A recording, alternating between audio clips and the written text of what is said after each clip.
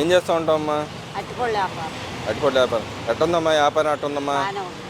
ఏంది మరి ఈ గవర్నమెంట్ దేవుడి వచ్చిన దయ వల్ల చంద్రబాబు దయ వల్ల మాకు రోడ్డు మీద ఏ ప్రాబ్లం లేకుండా మేము అట్టుకోళ్ళు వ్యాపారం చేసుకుంటున్నామండి. అంటే మరి ఈ గవర్నమెంట్లో మీలాంటి వాళ్ళు ఎవరు బతకలేకపోతున్నారంట కదా? ఎవరు చెప్పారండి? జగన్మోహన్ రెడ్డి గారు ఎవరు అంటున్నారు కదా. చెప్పారు? జగన్మోహన్ రెడ్డి ఆడే బతకని లేకుండా నా బండి 4 సార్లు తిరగేసి మరగేసేస్తే ఓమన్నా ఆ బండి అక్కడ ఉండాలరా, పొట్ట తెప్పలకు బతికాలి, రోడ్ల మీద ఎందుకురా దోసుకునేది మీరు అని చెప్పి ఉమాన్న పెట్టించాడు ఈ బండి. అన్న దేవుడు ఉమాన్న మాకు. అంటే ఎందుకమ్మా, ఎందుకు చేశారు నీ మీద అలా? ఎవరండి? వైసీపీ వాళ్ళు. వైసీపీ వాళ్ళకి పరిస్థితి చేశారండి. అంటే మరి పేదల పక్షాన మేము ఉన్నాం, మేము పోరాడుతున్నాం, పేదలకు ఎంతో మేలు చేసామని చెప్తున్నాడు ఆయన. ఎవరు చేశారు? పేదవాళ్ళకి పేదవాళ్ళ కడుపులు కొట్టి పేదవాళ్ళ కడుపులు దోసుకొని పేదవాళ్ళ డబ్బులు దోసుకు చెప్పి రిషిపెకొండ బ్యాలెన్స్ 3 అమరావతిలు అన్నారు. ఒక్క అమరావతి రాజధానికే జకారం లేదు జగన్. మరి ఏందమ్మా అమరావతి రావటాన్ని ఎలా చూస్తావు? సూపర్గా చూస్తామండి. ఎందుకు? బాగుంది కాబట్టి. ఏం ఉండదండి కాడ, ఏం బిల్డింగ్ తప్పితే ఎందుకు ఉండదండి? మాకు అది ఒక గుండె ధైర్యం అండి. ఎందుకు? చంద్రబాబు నాయుడు ఇచ్చిన పుణ్యం అండి మాకు అది. ఎందుకంటావు అది? ఎందుకనంటే మాకు రాజధాని అండి, మాకు అనేది ఒకటి ఉన్నది. మరి ఆయన అసలు రాజధాని ఉండకూడదు, ఎక్కడా లేదు, నేను చూసాను, నాకు కనపట్టలేదు రాజధాని, మరి వీళ్ళకి ఎక్కడ కనపడుతుంది రాజధాని ఉండకూడదు అంటున్నాడు ఆయన. 11 సీట్లు వచ్చినాయి కదా, ఆయనకి మెంటలు వచ్చి సైకోలాగా మారి ఆయన ఏంటో ఏం చేయాలో తెలియక ప్రతిపక్షం కూడా లేదు కాబట్టి ఆయనకి ఏమీ కనపడదు అనమాట. అదే డబ్బు కట్టలు తీసుకెళ్లి టేబుల్ మీద పెట్టండి, బాగా కనపడతాయి. ఎవరి మీద కేసులు పెట్టమను, పోలీస్ స్టేషన్ దారి కనపడుద్ది. మరి ఇప్పుడు అమరావతి రాజధాని నిన్న అయితే గవర్నమెంట్ చేసిందమ్మా, నిజంగానే అవసరం అంటారు రాజధాని అనేది? అవసరమే కదండి, అమరావతి అవసరమే కదండి. రాజధాని అనేది మాకు ఒక ఉంటది కండి, మాకు గుండె ధైర్యంగా ఉంటది కదా. మరి ఇక్కడ చూసుకుంటే నిన్న కూడా మాట్లాడుతున్నారు, అసలు రాజధాని అనేది అవసరం లేదు, ఎక్కడా లేదు, నేను ఇంకో కొత్త రాజధాని నాకు కావాలి, మావిగాని అని చెప్పి ఏదో ఒక మచిలీపట్నం, విజయవాడ, గుంటూరు కలిపి ఒక రాజధాని చేయండి అని అడుగుతా ఉన్నాడుగా. ఆయనకి మెంటలు వచ్చి మచిలీపట్నం, గుంటూరు అంటాడు, ఏంటి వైజాగ్ అంటాడు, అది అంటాడు, ఇది అంటాడు. నువ్వు ఒక్క రాజధాని పెట్టడానికి అంత అల్లాడి 3 రాజధానులు ఏం పెట్టేవాడు? మరి నువ్వు ఒక్క రాజధాని పెడతానికే నీకు గతి లేదు. 3 రాజధానులు అన్నావు, 3 రాజధానులు, ఒక రాజధాని కూడా సరే డెవలప్మెంట్ చేయలేదు. మరి ఈ రోజు మరి ఆయన కట్టాలని ఇంకో రాజధాని ఈ పేరు పెట్టను అంటున్నాడుగా. ఆయన కట్టుకోమను, ఏడ కట్టుకుంటాడో కట్టుకోమను. అంటే మరి వస్తే నేనే పెట్టుకుంటా, నా పేరు పెట్టుకుంటా, నేనే ఇంకో రాజధాని పెట్టుకుంటా అన్నాడుగా. దోసుకున్న డబ్బులు చాలా ఉండుంటే, ఇంకా రిస్కున్న బ్యాలెన్స్ మిగలంగా ఇంకా ఉండుంటే కట్టుకోమను. అవి కట్టుకుండే బదులు మీ బాబాయిని చంపిన వాళ్ళని కేసు పెట్టి వాళ్ళని ఉరికమ్మ ఎక్కించేలాగా చూసుకో. తల్లిని చెల్లిని దగ్గర చేరదీసి వాళ్ళకు ఒక అన్నలాగా, ఒక కొడుకులాగా ప్రవర్తించడం నేర్చుకో. 3 రాజధానులు నువ్వేం పెట్టక్కర్లా, చంద్రబాబు నాయుడు పెట్టాడు, ఆంధ్రప్రదేశ్ ప్రజలకు మేలు చేశాడు, నువ్వేం చేయనక్కర్లేదు. నీ కుటుంబాన్ని, మీ బాబాయిని చంపిన చూసుకో ముందు. అంటే మరి ఆయన నెక్స్ట్ నేనే వస్తాను, అధికారంలోకి వస్తానని చెప్పి మాట్లాడుతున్నాడు కమ్మా. యాడికి వచ్చేది? వచ్చే చీపురు కట్టలో చేతులతో తిరగేస్తారు ఆంధ్ర రాష్ట్ర మహిళలు. అదేందమ్మా, ఆయన వెనకాల 40% జనాలందరూ ఆయన వెనకాలే తిరుగుతున్నారంటగా. 40 మంది కుక్కలా లేకపోతే మనుషులా?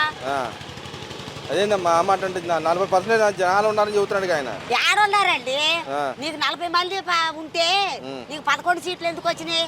నువ్వు అసెంబ్లీలో సంతకం పెడతా నీకు చెయ్యి ఎందుకు కొనుగుతుంది? చంద్రబాబు నాయుడు కళ్ళల్లో కళ్ళు పెట్టి చూడు, ధైర్యం, గుండె ధైర్యం ఉంటే. అంటే కళ్ళలో కళ్ళు పెట్టి కూడా చూడలేడు అంటావా? చూడలేడు.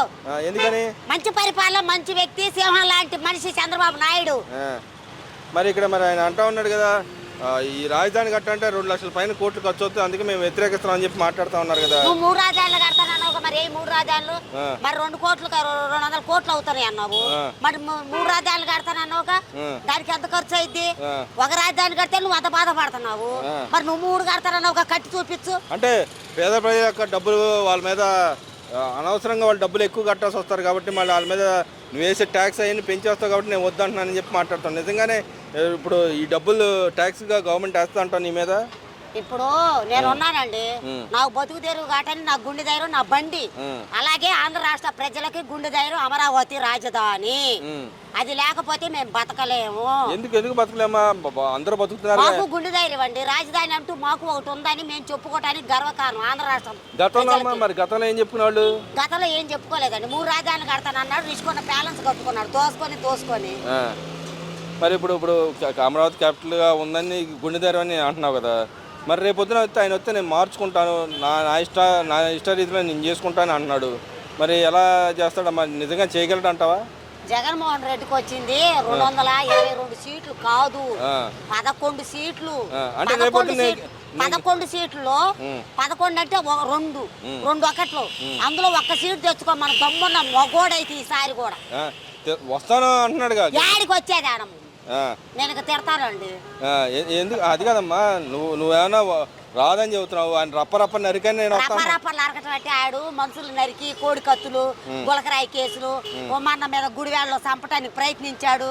అంతలో పెద్ద మీద మహానుభావుడి మీద దేవుడు లాంటి మనిషి మీద కూడా స్టీల్ డెవలప్మెంట్ కేసు అని 50 రోజులు జైల్లో పెట్టించాడు. ఆ ఉసురే తగిలి వాడికి 11 సీట్లు వచ్చినాయి జగన్మోహన్ రెడ్డికి. కాదంటే ఉన్న కేసులు కూడా తీసేపించుకుంటున్నాడంట కదా. ఏడా తీసేపిచ్చేది, చూద్దాంగా తీసేపించుకో వెంకటేశ్వర స్వామి నీకు ఎలా చేస్తాడో అలాగే చేస్తాడు. వెంకటేశ్వర స్వామి లడ్డులో నువ్వు కలిపిన నూనె ఆవు కొవ్వు నూనె పంది కొవ్వు నూనె కలిపావు కాబట్టి వెంకటేశ్వర స్వామి నీకు బుద్ధి చెబుతాడు.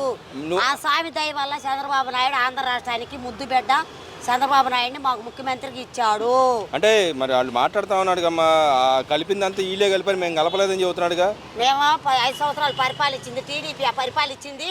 ఈ మధ్య వచ్చాం మేము, 2 సంవత్సరాలు అయింది మేము వచ్చింది. నువ్వు అనుమానం పిశాచోడివి.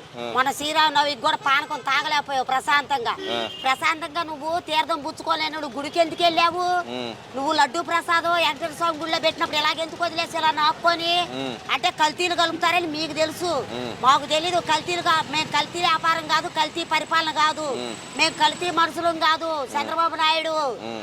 మరి రాష్ట్రంలో మహిళలకి అసలు ఎవరికి రక్షణ లేదంటమ్మా. ఎవరి మధ్య దాడులు చేస్తారంట, రేపులు చేస్తారంట, చంపేస్తారంట. మానభంగాలు ఎక్కువైపోయినాయి అంటే ఈ గవర్నమెంట్ వచ్చిన ఆడు పరిపాలనలోనే మానభంగాలు, రేపులు, మర్డర్లు అన్ని ఆడు పరిపాలన జరిగినాయి. కళ్ళకు గంతలు కట్టినట్టు ప్రజలే చూశారుగా. ఆ భాగ్యుల మీద కేసులు పెట్టడం, కోడికత్తి కేసు, గులకరాయి కేసు ఎక్కడే జరిగింది. ఆ అబ్బాయి చేయి కూడా పనిచేయదు. అబ్బాయి మీద జైల్లో వేసి దుర్గారావు మీద అబ్బాయి మీద కుల్ల పొడిపించాడు పోలీసు వాళ్ళతో. అయినా కూడా కేసు కొట్టేపించుకున్నాడు చంద్రబాబు నాయుడు. మేమే తప్పు చేయలేదని. రుజువులు అంటే కానీ కేసులు పెట్టాలంటే దానికి రుజువేది? చంద్రబాబు నాయుడు మీదే కేసు పెట్టినోడివి మేమంతా అపాగ్యులు. మరి ఎవరేసారమ్మా ఆయన మీద గులకరాయి? ఎవడేయలేదండి. అక్కడ దండైతే ఇది గీసుకుంది తీగ, నేను చూశాను. నువ్వు చూసావా? చూసా, నా బండి కాడే. మరి దండేస్తంటే వచ్చాడు, వస్తుంటే ఆ ఎల్లంపల్లి ఇటు బెల్లంపల్లి ఇటు మారారు. వేసేటప్పుడు క్రేన్తో ఇలా దండేది ఇలా అనుకున్నారు కత్తితో కూడా. ఇక అంతే జరిగింది. ఆడికి వెళ్ళారు, గులకరాయి కొట్టారు అన్నారు. ఏ రాయి? గులకరాయి ఇటుక రాయా, కంకర రాయా, పాలిస్ రాయా, నాపరాయా, ఏ రాయి?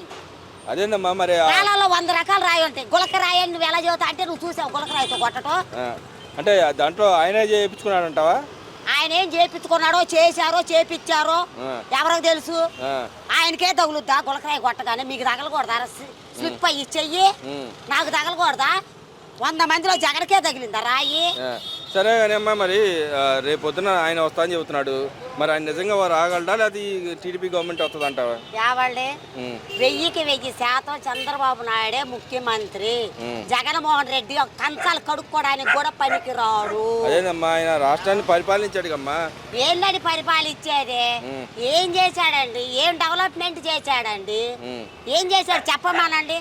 చెడు పనులు నేను చెప్తా, మంచి పనులు ఆయన చెప్పమానండి ఒకసారి. ఇప్పుడు వచ్చిన కంపెనీ ఆయన తెచ్చినాయి అంటే కమ్మా. ఏం తెచ్చాడు? అదే కంపెనీలు ఏం తెచ్చాడు? కంపెనీలు తెచ్చాడు కదా. ఏ కంపెనీలు? గూగుల్ కంపెనీ ఆయన తెచ్చాడు. కంపెనీ నేను స్టీల్ ఫ్యాక్టరీ కూడా ఆయన తెచ్చాడు. ఫ్యాక్టరీ ఎవరు తెచ్చాడు? చంద్రబాబు నాయుడు తెచ్చాడు. ఆయనే తెచ్చాడంటమ్మా. ఇల్లు కూడా చంద్రబాబు నాయుడు కట్టింది.